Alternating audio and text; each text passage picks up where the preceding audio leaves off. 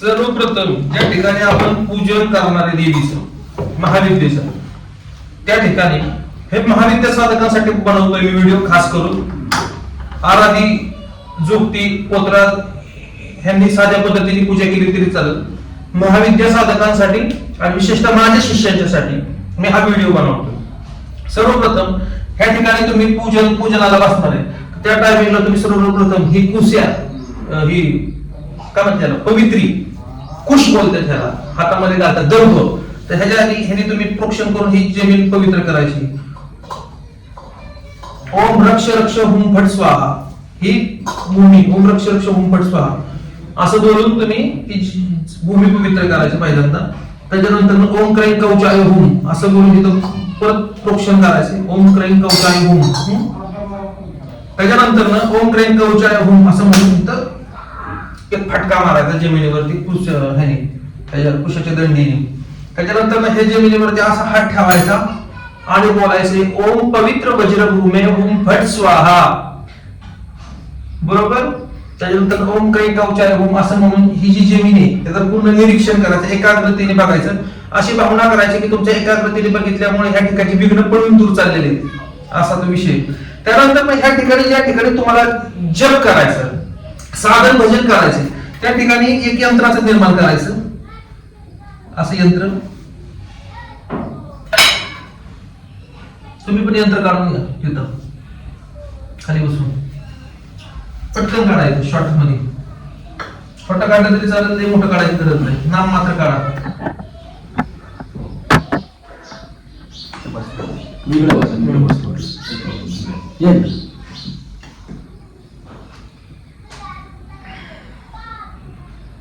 हे झालं यंत्र. त्रिकोण, त्याच्या बाहेर वृत्त, त्याच्या बाहेर चतुष्कोण. त्याच्यानंतर ना त्या यंत्राचं पूजन करायचं आपल्याला.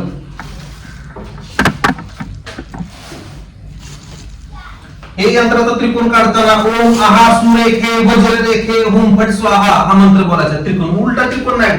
त्रिकोण कसा काढायचा? दोन बोटाचा काढायचा. मी काढून देतो सर. ओम आहा सुरेखे वज्ररेखे हुम फट स्वाहा. तर ओम आहा सुरेखे वज्ररेखे हुम फट स्वाहा. ओम आहा सुरेखे वज्ररेखे हुम फट स्वाहा. झालं. चला तसा काढा पलीकडे. आता ह्याचं पूजन करायचं आपल्याला. कुठे गेले अक्षरा? अक्षराने पूजन करायचं. ओम ह्रीम आधार शक्ती नमः.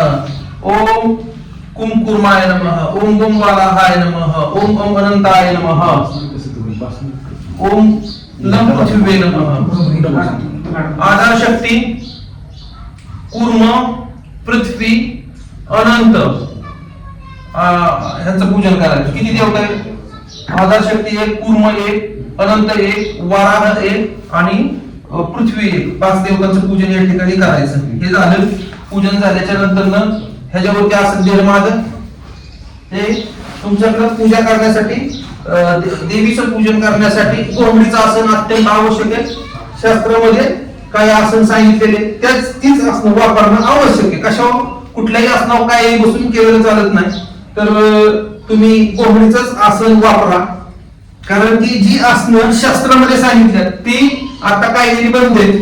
उदाहरणार्थ मृगचर्म हे आता कायद्याने बी आहे, तुम्ही ते वापरू शकत नाही. काय का? वाघाचं कातडं ब्रह्मचारी लोकांचं वाघाचं कातडं लोक वापरू शकतात, परंतु ते बी आहे. पूर्वीच्या काळी हजारो वर्षापूर्वी ते उपलब्ध व्हायचं, आता ते उपलब्ध होत नाही. कोहरीचं आसन हे सर्व सिद्धीप्रदे कोहरीचं आसन वापरणं आवश्यक आहे. ही 2 आसनं.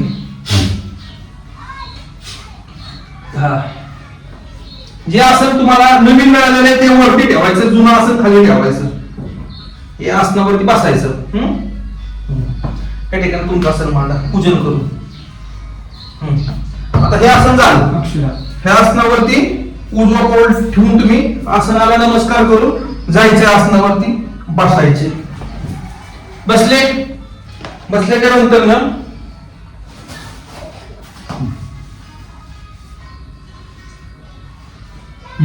अक्षरा दे.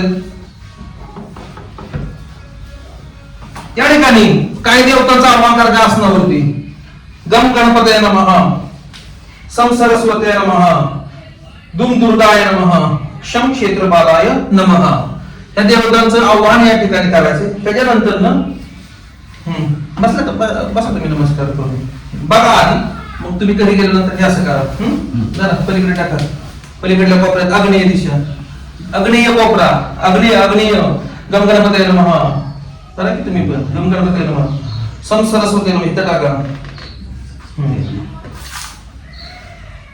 दुम दुर्गाय नमः, शम क्षेत्रपालाय नमः. झालं. तुमच्याकडे आचमन करायला काय नाही का?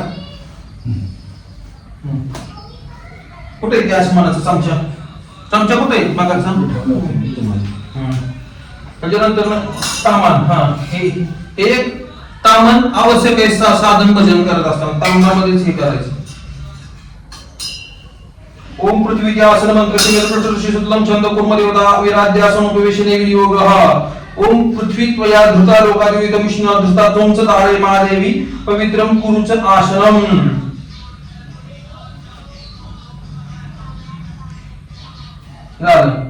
याचा विस्तृत असा विधी आहे. ओम पृथ्वी त्वया धृता लोका विष्णु. ओम पृथ्वी आसन मंत्र मेरु कृष्ण शीतलम छंद कुर्म देवता विराध्यासन उपवेशने विनियोगः.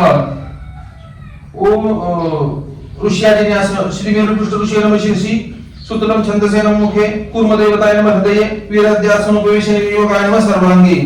ओम ह्रीम असा हात लावायचा आसनाला आणि मग म्हणायचं ओम ह्रीम पृथ्वी त्वया धृता लोका देवी त्वं विष्णु धृता त्वंच तारे महादेवी पवित्रम कुरुदासनम.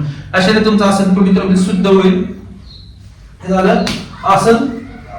ओके. आता ह्याच्यानंतर आपल्याला पूजा करण्यासाठी सामान्य अर्घ्य स्थापन करावं लागतं.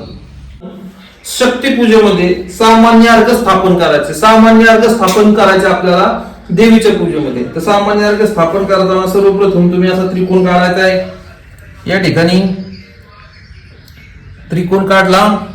त्रिकोण काढल्यानंतर त्याला वृत्त बनवायचा आहे. असा वृत्त. त्याच्यानंतर ह्याला चतुरस्त्र करायचं आहे.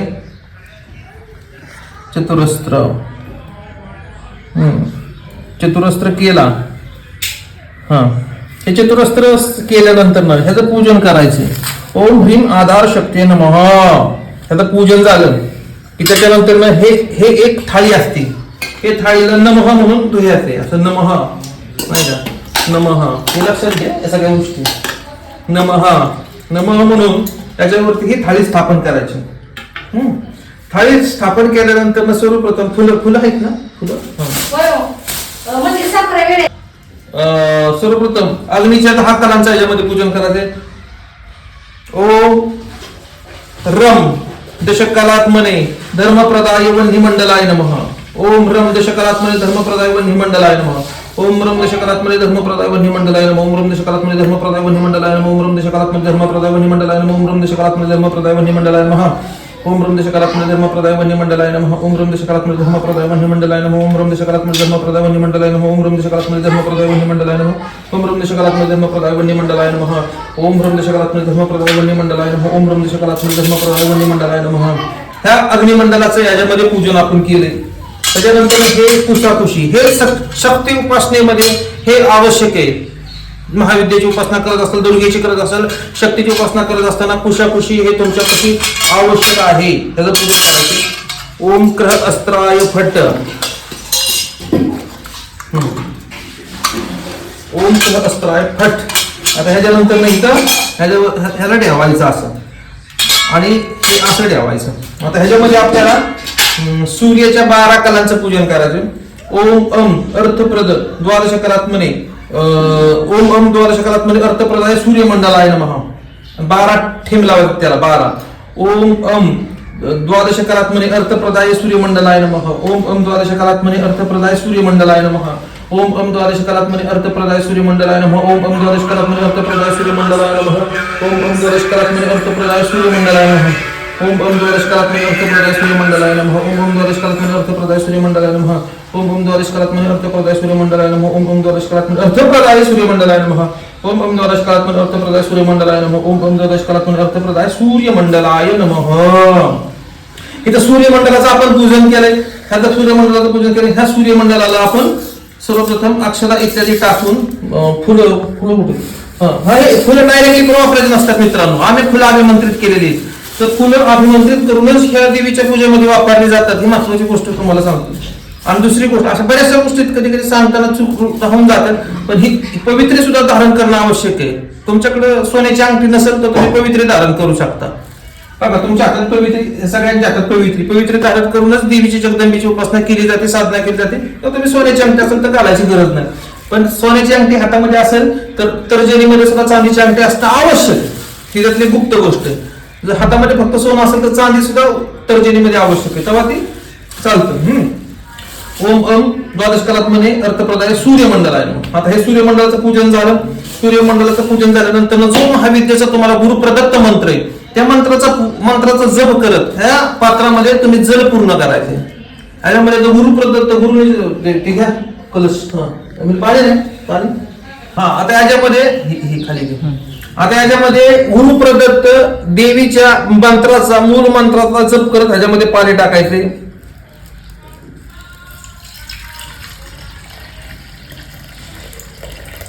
हा, हे झालं. आता ह्याच्यामध्ये एक मंत्र आहे, तो मंत्र बोलून ह्याच्यामध्ये फुल आणि अक्षरा टाकायचं. काही मंत्र गुप्त आहेत, ते गुप्त मंत्र हे गुरु प्रदत्त सांगावं लागतात. सगळे ओपन ओपन सांगणं ही अशक्य गोष्ट आहे. परंतु जो मंत्र आहे तो त्या मंत्राचं उच्चारण करून ह्याच्यामध्ये अक्षरा आणि फुलं टाकायचे. झालं. त्याच्यानंतर याच्यामध्ये एक रक्तचंदनाची डिटेल ह्याच्यामध्ये थोडंसं टाकायचे आवश्यक आहे. देवी पूजेमध्ये रक्तचंदन हे आवश्यक आहे. तर रक्तचंदन आपण ह्याच्यामध्ये थोडंसं टाकलंय. रक्तचंदन टाकल्यानंतर थोडंसं कुंकू कुठे कुंकू टाकलं आपण. आता हे झालं. आता ह्याच्यानंतर आपण हे सगळं झालंय. आता ह्याच्यामध्ये आपण तीर्थांचं आव्हान करायचंय मित्रांनो. तीर्थांचं आव्हान याला अंकुश मुद्रा बोलतात. अंकुश मुद्रेने आपण अग्नेय दिशेला सूर्यमंडलात सगळ्या तीर्थांचं ह्याच्यामध्ये आपण आव्हान करणार आहोत. तर त्याचा मंत्र आहे, तो मंत्र मी बोलून ह्याच्यामध्ये आव्हान करणार आहे. आव्हान करण्याची पद्धत तुम्हाला दाखवते. तुम्ही रेग्युलरली सप्ती पूजा करत असताना ह्या पद्धतीने करायची. ओम ब्रह्मावदर तीर्थानि करे सृष्टानि तेरे वेतेन सत्येन मे देव तीर्थम देहि दिवाकर. ओम गंगेचे यमुनेचे गोदावरी सरस्वती नर्मदे सिंधु कावेरी जलस्मिन् सन्निधी कुरु क्रोम. मग ह्या मंत्राचा उच्चार करून ह्याच्यामध्ये तीर्थाचं अंकुश मुद्रेने आकर्षण करायचं. आकर्षण केल्याच्या नंतर मग अमृत बीजाचा जप करायचा तुम्ही धेनु मुद्रा करून. ही धेनु मुद्रा अशी असते मित्रांनो.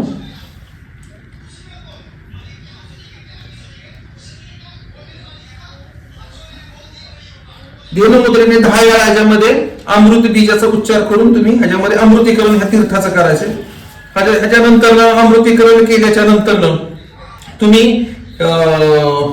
अवगुंठन मुद्रा करून अवगुंठन मुद्रा ही व्यवस्थित दाखवू. अवगुंठन मुद्रा करून नंतर याचं अवगुंठन करायचे. अवगुंठन मुद्रा करत असताना हुम बीजाचा उच्चार करायचा असं. हे झाली अवगुंठन मुद्रा. त्याच्यानंतर चक्र मुद्रा करण्याच्या अनेक पद्धती, पण आपण साधी सरळ सोपी चक्र मुद्रा करतो. अशी चक्र मुद्रा फट ही एक सोपी एक चक्र मुद्रा आहे. त्याच्यानंतर हे केल्यानंतर योनी मुद्रेने ह्याला नमस्कार करायचा आहे. योनी मुद्रा ही अशी केली जाते मित्रांनो. योनी मुद्रा करत असताना तुम्ही मूल मंत्राचा उच्चार करून मायाबीजचा उच्चार करून ह्याला नमस्कार करायचा. ही झाली योनी मुद्रा. त्याच्यानंतर मत्स्य मुद्राचं प्रदर्शन करायचे. मत्स्य मुद्राचं प्रदर्शन करत तुम्ही याच्यावरती तुमच्या देवीचा जो मूळ मंत्र आहे त्याचा 10 वेळा जप करायचा. 10 वेळा जप केला. 10 वेळा जप केल्याच्या नंतर मग तुम्ही पुन्हा याच्यामध्ये काही तीर्थांचं पूजन करायचं. तीर्थांचं पूजन कसं करायचंय? ओम सर्वानंद मयीम शेष दुरित ध्वंसा मृगांक प्रभाम त्रेक्षिम चोरकर द्वयेन दलतीन पाशम शुमींच क्रमात दोर्भाचा अमृतपूर्ण हे मकरश मुक्ताक्ष महालांबरम गंगा सिंधू श्रीत द्वयारी सहितम श्री तीर्थम शक्तीम भजे. ओम ह्राम ह्रीम ह्रूम ह्रैम ह्रूम ह्र सर्वानंदमय तीर्थ शक्ती एहि एहि स्वाहा. ओम तीर्थ शक्ती नमः. नमो भगवती अंबे अंबालिके अंबिके महामालिनी एहि एहि भगवती अशेष तीर्थाल वाले ह्रीम श्रीम शिव जटादुर्डे गंगे गंगांबिके स्वाहा. ह्याच्यानंतर ह्या तीर्थाचं परत पूजन एकदा करायचं आपण. तीर्थशक्ती नमो नमः. तीर्थशक्ती नमो नमः. तीर्थशक्ती नमो नमः. ह्याचं झालं पूजन पूर्णपणे. आता ह्याने आपल्याला काही देवतांना तर्पण करायचे. हे आवश्यक आहे. आता आपली दीक्षेच्या आधी काही गोष्टी काय देवतांचं तर्पण आपल्याला करणं या ठिकाणी आवश्यक आहे. आवश्यक आहे. बेलाचं पाणी आपण ह्याच्यामध्ये टाकलेलं आहे. आता आपल्याला काही हे करायचंय.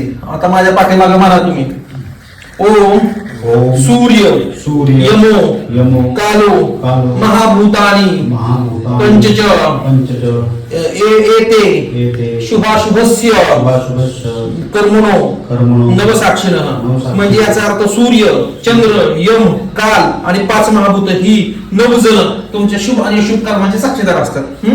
आता याच्यानंतर आपल्याला संकल्प करायचा आहे.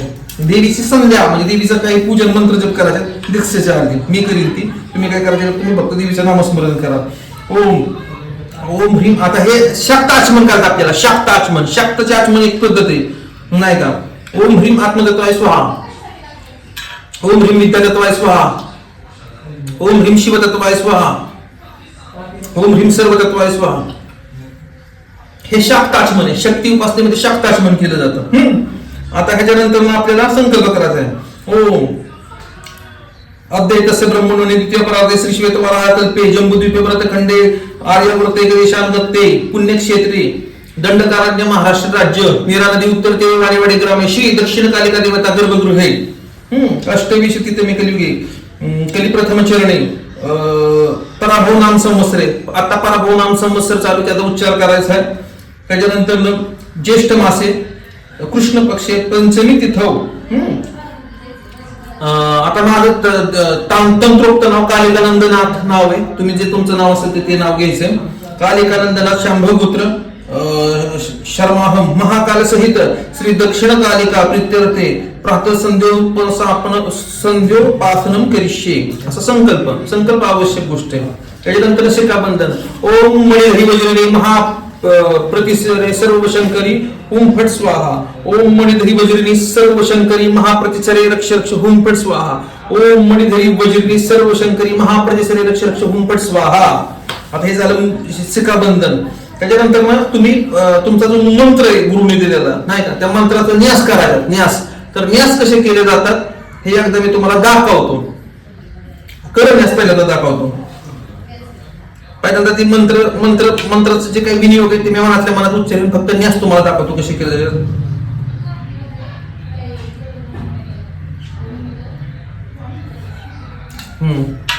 आता ऋषीचा न्यास असा केला जातो. ऋषे नमः शिरसी, छंदसे नमः मुखे, दैवताय नमः हृदि, बीजाय नमः गुहे, शक्तय नमः पादयोः, किलकाय नमः नाभो, विनियोगाय नमः सर्वांगे. आता मी माझे जे काही बीजमंत्र ते मनातल्या मनात उच्चारले, न्यास तुम्हाला ओपन करून दाखवले. हे न्यास तुम्हाला तुमच्या साधना करत असताना, देवीचे जप करत असताना उपयोगाला येतील. त्याच्यानंतर आता करन्यास करत असताना काही ठिकाणी शास्त्रकारांनी नमः म्हटले, काही ठिकाणी षडंग न्यासाप्रमाणे नमः स्वाहा हुम कवचाय हुम असं काय लावलेलं आहे. तर तुम्ही दोन्हीपैकी जे उचित आहे ते करू शकता, जे तुम्हाला सोयीस्कर आहे ते करू शकता. आता मी करन्यास करून दाखवतो. अंगुष्टाभ्याम नमः, तर्जनीभ्याम नमः, देहाभाभ्याम नमः, अनामिकाभ्याम नमः,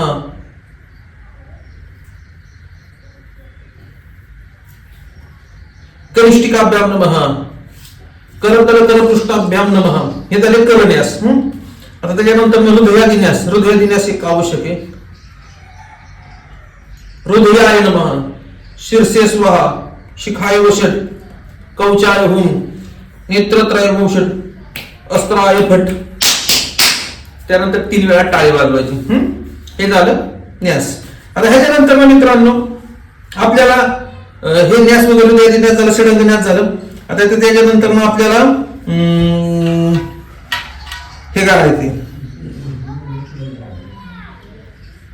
देवीला सर्वप्रथम मूलमंत्र करून, मूलमंत्र आपल्याला जो मूलमंत्र आहे ते बोलून 3 वेळा मूलमंत्र म्हणून आपल्याला मस्तकाचं अभिषेचन करायचं.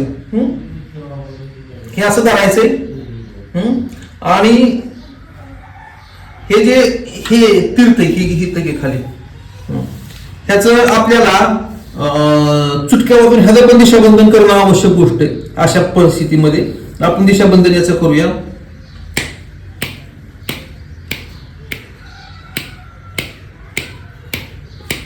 दहाही दिशांना दिशाबंधन करून वर आणि खाली ह्याचं दिशाबंधन झालं. म्हणजे दिशाबंधन झालं म्हणजे हे जे पवित्र तीर्थावर स्थापन केलेले कुठल्याही अशुभ शक्तीद्वारे त्याचं उच्चिष्ट नाही झालं पाहिजे. ह्याच्यासाठी याचं दिशाबंधन केलं जातं.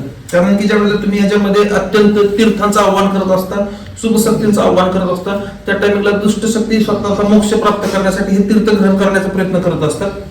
तर ते तसं होता कामा नये म्हणून आपण ते हे केलेलं आहे.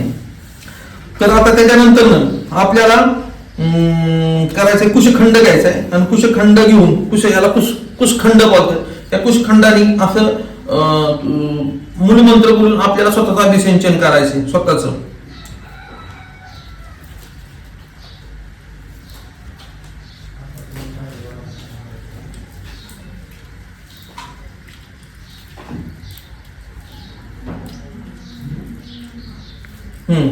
हे झालं अभिषेचन. आता अभिषेचन झाल्याच्या नंतर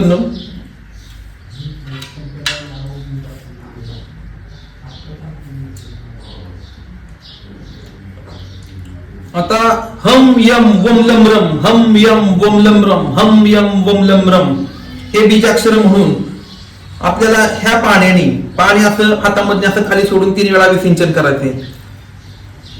7 वेळा.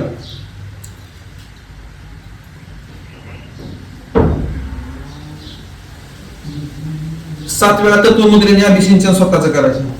अभिषेचन झाल्याच्या नंतर हे जे पाणी हे पाणी आपल्याला असं घ्यायचंय आणि त्याच्यानंतर अमृत बीजाचा उच्चार करून हे पाणी नाकाने आतमध्ये ओढायचंय आणि दुसऱ्या नाकपुढे बाहेर येते अशी भावना करायची. आणि जेवढं हातामध्ये येईल तेवढं पाणी भावना करायची की काळं पाणी झालेलं आहे तुमच्या आतल्या पापामुळं आणि पाप स्वच्छ धुवून आणि पूर्ण पवित्र केलेलं आहे तुमचं आतमधलं शुद्ध शरीर. सर्व पाप धुवून काळं पाणी बाहेर आले असं तुम्ही भावना करायची. आणि ते पाणी हातामध्ये घेऊन फट मंत्र म्हणून नंतर तुम्ही एका कल्पित वज्रशिलेवर फेकायचे. आलं का तुमच्या लक्षात मला काय म्हणायचं? तर हे असं पाणी घ्यायचं आणि फट असं म्हणून एक वज्रशिलेचं ध्यान करून त्याच्यावरती ते तुम्ही ते पाणी टाकायचं. अमृत बीजाचा उच्चार करून आतमध्ये पाणी वाढायचं तुम्ही. आता हे झालं. आता ह्याच्यानंतर तुम्ही करायचंय सूर्यमंडलात आपल्या देवीचं जी आपली देवी आहे दक्षिण कालीला नाही ह्याच्यामध्ये फुलाने अक्षरा टाका. अक्षरा टाका थोडस फुल. बेल नाही टाकायचं फक्त फुल. आता सूर्यनारायणाला आपल्याला अर्घ्य देणं अत्यंत आवश्यक आहे ह्या परिस्थितीमध्ये. तर सूर्यनारायणाला आपण अर्घ्य द्यायचं. आपण हे जे खाली पात्र ठेवले त्याच्यामध्ये अर्घ्य द्यायचं सूर्याचं ध्यान करून. ओम ह्रीम हंस मार्तंड भैरवाय प्रकाश शक्ती सहिताय श्री सूर्याय इदमर्घ्यम स्वाहा. पहिला अर्घ्य. चला परत टाका. पटपट चलाकीने करायचे. ओम ह्रीम मार्तंड भैरवाय प्रकाश शक्ती सहिताय श्री सूर्याय इदमर्घ्यम स्वाहा. ओम ह्रीम ओम ह्रीम हंस मार्तंड भैरवाय प्रकाश शक्ती सहिताय श्री सूर्याय इदमर्घ्यम स्वाहा. ओम ह्रीम हंस मार्तंड भैरवाय प्रकाश शक्ती सहिताय श्री सूर्याय इदमर्घ्यम स्वाहा. 3 वेळा सूर्याला अर्घ्य दिलं. त्याच्यानंतर देवीचा प्रतिरूपातला भैरवनाथ म्हणजे महाकाल त्याचं ध्यान अत्यंत आवश्यक आहे. त्याचं ध्यान आणि पूजन आपल्याला करायचं आहे. त्याच्यानंतर त्याचं ध्यान असे श्मशान असतो महारुद्र महाकाल दिगंबर कपाल कर्तृक वामेशूलम खटवांग दक्षिणे भुजंग भुषितांगोपी भस्मास्ति मणिमंडित ज्वलत पावक मध्यस्थ भस्मशैल व्यवस्थित विपरीत रतां तत्र कालिकार द्वय प्रियम खाद्यम चोष्यम चतुर्थ परस्परम. हे झालं पुरे. देवीला अर्घ्य द्यायचं. कव्य वाढला पित्रांना अर्घ्य द्यायची नाही का. आणखी राक्षसांना वगैरे अर्घ्य द्यायचे. गणपतीला भरपूर देवी देवतांच्या पूजनाचा मोठे मोठे विधी येतं. सगळे विधी सांगण्याचं मी सगळ्यांना म्हणजे मेसेज व्हॉट्सअपच्या माध्यमातून किंवा या ठिकाणी प्रत्यक्षच्या माध्यमातून मी सांगतोय. परंतु विशेष सामान्य अर्घ्य स्थापन कसं करायचं विशेषतः व्हिडिओ मी याच्यासाठी बनवला होता. तर सामान्य अर्घ्य कसं स्थापन करायचं ते तुम्ही बघून घ्या. काही समजलं नाही तर मला व्हॉट्सअपच्या माध्यमातून विचारा आणि सामान्य अर्घ्याचं स्थापन तुम्ही करू शकता. अजून विशेष अर्घ्याची तुम्हाला आत्ताच आवश्यकता नाही. विशेष अर्घ्याची ज्या वेळेला आवश्यकता त्यावेळेला विशेष अर्घ्याबाबत मी तुम्हाला व्हिडिओ बनवून सविस्तर सांगेन. मुद्रा सर्वप्रथम अजून काही मुद्रा सुद्धा सांगायच्यात पण मी नंतर त्याच्याबाबत एक वेगळा व्हिडिओ बनवून आवाहिनी मुद्रा इत्यादी काही मुद्रा त्यानंतर मी तुम्हाला सांगेन. मी सांगितलेली माहिती तुम्हाला आवडली असेल तर थांबा. आता सगळ्यात महत्वाचं मुद्रा दाखवतो. सगळ्यात महत्वाचं. सर्वप्रथम अवगुंठन मुद्रा, ही अवगुंठन मुद्रा अशी, ही असं अवगुंठन मुद्रा झाली. अजून एक पद्धत आहे अवगुंठन मुद्रा करण्याची. डाव्या बाजूने इकडं असं अवगुंठन केलं जातं, 2 पद्धतीत. त्याच्यानंतर योनी मुद्रा. योनी मुद्रा ही हात असा दाबायचा, ही बोट असं वरती करायचं, त्याच्यानंतर ही दोन्ही बोट इथं मध्ये घालायची, त्याच्यानंतर ह्या ज्या दोन्ही तुमचं रिंग फिंगर आहे नाही का, रिंग फिंगर, त्या दोन्ही तर्जनीने अशा दाबायच्या. त्याच्यानंतर करंगळी मागे घ्यायची पुढच्या बाजूला, आणि त्यानंतर ही योनी मुद्रा अशी बनली जाते. देवीमध्ये योनी मुद्रा पूजेचा आवश्यक आहे. देवी पूजनामध्ये ही योनी मुद्रा. आणि ही जी 2 अंगठे इथं करंगळीच्या कडेला ठेवायची. ही झाली योनी मुद्रा. समजले? त्यानंतर अंकुश मुद्रा. अंकुश मुद्रा ही अशी केली जाते, अशी अंकुश मुद्रा ही दोन्ही हाताने अशी केली जाते. तांत्रिक पद्धतीमध्ये विधी सुद्धा याद आहे, अंकुश एखाद्या स्थापन करण्यासाठी सुद्धा ती वापरली जाते. तर ही अंकुश मुद्रा आहे. त्याच्यानंतर मत्स्य मुद्रा. ही मत्स्य मुद्रा साधी सरळ सोपी हो काही मत्स्य मुद्रा अशी केली जाते. आणि मत्स्य मुद्रेने हे शाक्त कर्माला, शाक्त कर्मालेवरती जप केले जातात बीज मंत्रांचे. 1 2 3 4 5 6 7 8 9 आणि 10 हा मेरुमणी असतो शाक्त कर्मालामध्ये. त्याच्यानंतर दुसरी कुठली मुद्रा राहिली, अमृतीकरण मुद्रा, धेनू मुद्रा. धेनू मुद्रा साधी सरळ सोपी आहे. बघा दोन्ही हात असे सरळ सोडायचे. ही जी फिंगर आहे हे अंगठी घालायचं, हे इकडून असं आतमध्ये घालायचं, करंगळीला लावायचं. अनायासे ही तुमच्या ह्या दोघांचं समागम होईल इथं, ह्या रिंग फिंगरचा आणि करंगळीचा. त्याच्यानंतर ही जी मध्यम आहे, मोठं बोट आहे तुमचं, हे तर्जनीला लावायचं. आणि हे इकडून ही तर्जनी उजव्या हाताची डाव्या हाताच्या मध्यमाला लावायची. ही झाली तुमची धेनू मुद्रा. या धेनू मुद्रेने तुम्ही अमृतीकरण करायचे, अमृत बीजाचा उच्चार करून. अमृतीकरणाचा मंत्र आहे प्लुम ओम प्लुम क्लुम ग्लुम ग्लुम ओम प्लुम प्लुम ग्लुम ग्लुम स्वाहा. अमृते अमृतोद्भवे अमृत वर्षिणे अमृतम श्रावय श्रावय स्वाहा. प्लुम क्लुम ग्लुम ग्लुम स्वाहा. अमृते अमृतोद्भवे अमृत वर्षिणे अमृतम श्रावय श्रावय स्वाहा. प्लुम क्लुम ग्लुम ग्लुम स्वाहा. अमृते अमृतोद्भवे अमृत वर्षिणे अमृतम श्रावय श्रावय स्वाहा. त्याच्यानंतर हे अशा पद्धतीने अमृतीकरण तुम्ही तुमच्या वस्तूचं करायचं. नैवेद्य वगैरे दाखवताना सुद्धा अमृतीकरण करावं लागतं, त्याचं शुद्धीकरण करावं लागतं. देवीला नैवेद्य वगैरे देताना वायुबीज 10 वेळा जपून, नंतर अग्निबीज मत्स्य मुद्रेने 10 वेळा जपायचं. त्याच्यानंतर दिलेला गुरुप्रदत्त मंत्र मूलमंत्र 10 वेळा जपायचा. वायुबीजाने त्यातले दोष सुकून टाकायचे, अग्निबीजाने जाळून टाकायचे. त्यानंतर अमृत बीजाचा जप करायचा. त्यानंतर गुरुप्रदत्त देवीचा बीज मंत्राचा जप करायचा. त्याच्यानंतर त्याला अंकुश मुद्रा, अवगुंठन मुद्रा, योनी मुद्रा इत्यादी दाखवून नमस्कार वगैरे करायचे, ते मंत्र त्याचा उच्चार करून. आणि त्यानंतर तो नैवेद्य भगवतीला तुम्ही दाखवू शकता. असा त्याचा विधी आहे. ते या माध्यमातून काही असे मांस शोधन, मदिरा शोधन, असे मत्स्य शोधन, असे काही विधी आहेत. मुद्रा इत्यादी दाखवून आणि काही त्याचे मंत्र आहेत, मुद्रा प्रदर्शन आणि मंत्र याच्या माध्यमातून त्या गोष्टी शुद्ध केल्या जातात, शोधन त्याचं केलं जातं. आणि त्यामुळे तुम्ही देवतेला अर्पण करू शकता. डायरेक्टली बाजारात आणून कुठल्याही गोष्टीचं शोधन न करता भगवतीला चढवलं जात नाही. अगदी फुलापासून पाण्यापासून प्रत्येक गोष्ट शोधन करून मंत्रप्रयोग करूनच देवतेच्या पूजेमध्ये वापरली जाते. हे व्हिडिओच्या माध्यमातून सांगतोय. मी दिलेली माहिती मित्रांनो जर तुम्हाला आवडली असेल तर लाईक करा, शेअर करा, सबस्क्राईब करा. आणि जर तुम्हाला शक्ती साधना माझ्याकडून शिकायची असेल तर मला तुम्ही मेसेज करा, मला भेटा. फक्त तुमचं भावना शुद्ध पाहिजे. तुम्ही निष्कपट भावनेने माझ्यापाशी येऊन साधना केली पाहिजे. विनामूल्य मी मार्गदर्शन शक्ती उपासनेमध्ये करत असतो. का तर महाराष्ट्रामध्ये जे काही धुमाकूळ चाललाय शक्ती उपासनेच्या नावाखाली, त्या लोकांना खरी शक्ती पूजा कळावी म्हणून ही मी उपक्रम करतोय. तुम्ही खरं जर भक्त असता, खऱ्या मनापासून तुम्हाला भक्ती करायची असेल तर तुम्ही माझ्यापाशी या.